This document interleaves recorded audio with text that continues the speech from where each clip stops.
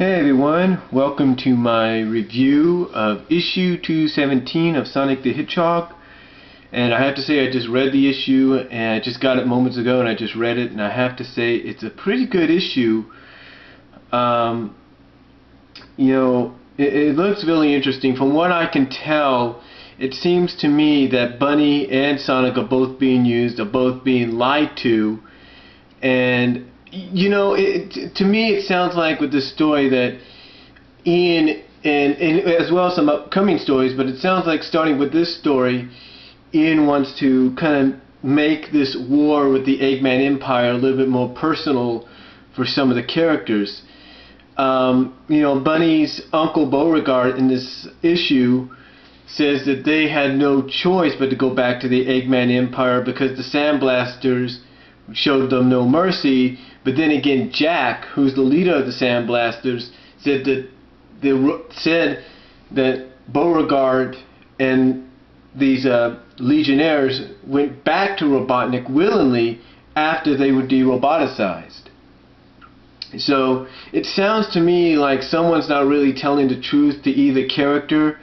I'm guessing in a way both are kind of being, like I said, I just got a feeling both are being lied to, being misled with some lies.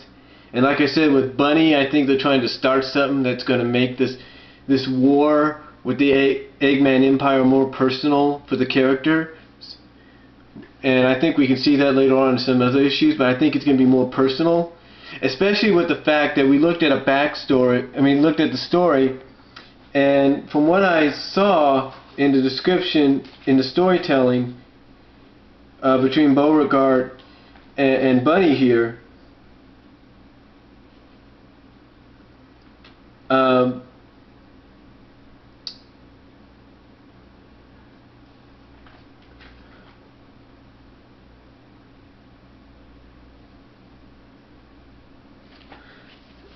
basically there's a situation, a history between the Barons, as they're called, and the Kingdom of Acorn. So I'm guessing, like I said, I believe, honestly, by reading this issue here, that this might become more of a personal war for Bunny against Eggman, because I got a feeling we're going to learn something about the uncle. Because I looked at Steve Butler, who does this story, who inks this story. I saw his original sketch for the Baron, and from what I could tell, this is the original sketch right here. I don't know if you guys could see that, but that is the original sketch. So that kind of tells me something. And this Matilda the Armadillo, I've got a feeling this Matilda character may play a major role next issue and kind of having the truth be revealed on both sides. But just looking at the original design of the Baron kind of makes you think that, or kind of makes you think and kind of makes you wonder for the next month or so if perhaps Bunny has been misled and lied to. Because let's take a look at it in a way. She hasn't really seen her uncle in a long time. She never thought she'd see him again. But why in the world is he with the Dark Legion? Why is he a Grand Master? Why is he doing this? Even though he tells Bunny, hey, I'm proud of you, I'm proud of the fact that you're a freedom fighter, you're doing this. You can almost see that when she tells him, yeah, I'm part of the freedom fighters, I'm married now to Antoine de Coulet, you can almost tell that he's not really happy with the fact that Bunny's married to Antoine, who's basically whose family is basically the protectors of what he calls the oppressors, which is the Acorn family. I know that sounds a little weird, so that kind of tells me this is going to be more of a personal situation for Bunny starting next issue. I got a feeling next issue we're going to start something, Ian's going to start something, and I'll probably talk about this more in my opinions, but I think Ian's going to start something with the characters that kind of makes, like I said, this war with the Eggman Empire more personal for certain characters, like say Bunny and all that. And I don't know what's going on with the Sandblast Freedom Fighters. It sounds like they're still kind of renegade Freedom Fighters, but they are against the Eggman Empire, they are against the Dark Egg Legion. So the only question is, are they telling the truth to Sonic about what's going on? And basically, the ultimate question is Eggman, basically using both of both sides to go against each other because he knows it'll be to his benefit. I don't know. Because I look at the Uncle Beauregard and he seems kind of sincere and everything, but let's not forget we have seen this kind of sincerity in all sorts of media, comics, television, animation, live action, where the one that seems to be the most sincere, or the character that seems to be the most sincere and the most kind, is actually the more treacherous, more lying, more devious of them all. So, honestly, my guess about this is I think the reason that the Baron, Bunny's Uncle Beauregard, went back to Eggman, to the Empire, willingly, as Jack put it, or as the uncle puts it, with no choice, but whatever. I think the reason he went back is because of this hatred, I believe, that he still has to the Kingdom of Acorn, which again I believe is going to start a more personal war again, make this war more personal for Bunny. And I believe it's going to be something Ian's going to work on in the next few issues or in the future.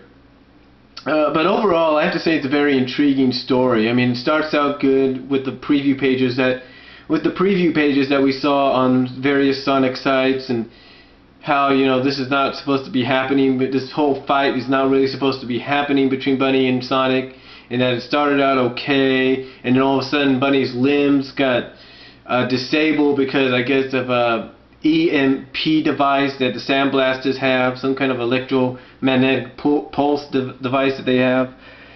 But honestly, you know, I think it's a pretty good story, good lead-in into the next issue, and we're going to see exactly what happens. But again, I believe it's going to be more of a personal situation that we're going to end up with at the end of this whole two-part story. As far as you know, again, I think it's pretty good. I mean, I like the fact that Ian is introducing, you know, Bunny's past finally, family from her past, but it looks like it's going to be more on the tragic side of things, making it more personal, kind of like brother against brother kind of deal, you know, whatever. But it's going to be something more personal. So that's, again, but it looks very interesting, and we'll just have to see what happens from there.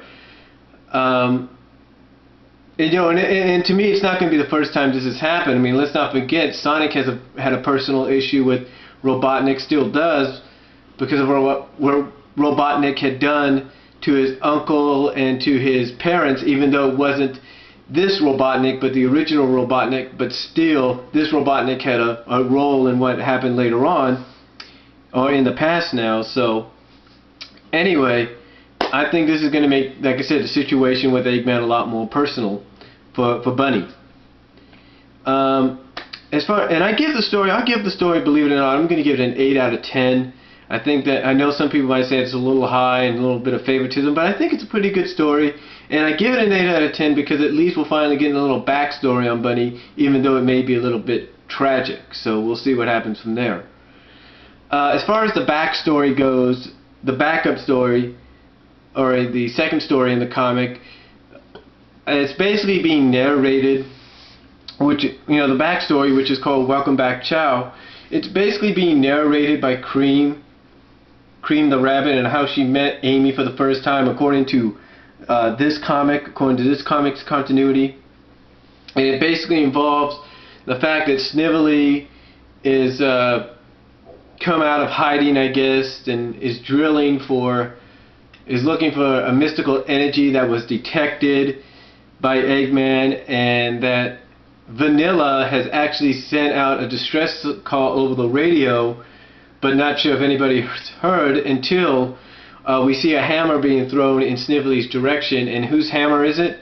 Well, Amy's hammer, of course. So basically it's a story being narrated again, like I said, by Cream, on how she met Amy, and how Amy basically helped her and her mom defeat Snively, and, you know, basically, you know, get Snively away from the home, but in the process destroyed the Chow Garden that was near the home. So that's what happened. So anyway, that's what happened in the story. So, and in the end, we see that Amy's saying, "Hey, no problem. You know, I can make it up to you. You come live with me until, you know, either you decide to move on, or until Nicole builds you a house in Knothole." So, or in New Mobitropolis. So that is what's happened at the end. And basically, like I say, it's a narration by Cream and how she, along with Amy, helped defeat Snively and basically, you know, moved on into New Mobitropolis with Amy, and lived with, and are currently, I guess, living with Amy, and maybe going to start living in their own place there, or move on later on. So, and to me, this is basically also an introduction to what's going to be. Basically, to me, this is like a prologue, a prelude, if you will, to the Treasure Trio Tango that they're going to have in Sonic Universe. So, but overall, the issue, and I'll give the backup story, I'll give it maybe a 6 out of 10, because it was a good introduction, if you will, of Cream in the stories, in this comic's continuity. Good way to introduce Cream and her mom in this story's continuity. So it was pretty good. Oh, and the off panel that they did, the off panel was hilarious. You know, basically here you have Cream, you know, you have Cream basically saying, "Yay, I'm in the comic now, I'm finally here." And then you have, you know, Cheese handing her a phone, and on the other line, you know, she says hello, and then she's like, sorry, you got the wrong number. And then we see in the last panel that the people calling her are Chris, Bokoon, and Eggman from Sonic X. So that was kind of hilarious and everything. That was kind of funny. So, but overall, 6 out of 10 for the backup stories, which again to me was a good way to introduce Cream into this comic's continuity, as well as you know, start out.